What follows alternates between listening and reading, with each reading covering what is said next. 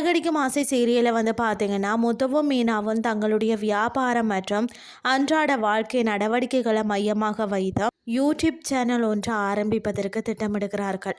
அதன்படி மீனா தனது பூ வியாபாரத்தை மையமாக கொண்டு யூடியூப் சேனல் ஒன்றையும் முத்து தான் சவாரி செல்லும் இடங்கள், சவாரிக்கு வரக்கூடிய நண்பர்கள் மற்றும் அவர்களின் வித்தியாசமான கதைகளை அடிப்படையாக வைத்து யூடியூப் சேனல் ஒன்றை உருவாக்கவும் திட்டமிடுகிறார்கள். மேலும் விஜயாவுக்கும் பரதநாட்டியத்தை மையமாக வைத்து யூடியூப் சேனல் ஆரம்பிப்பது குறித்தும் பேசிக்கொண்டிருக்கிறார்கள்.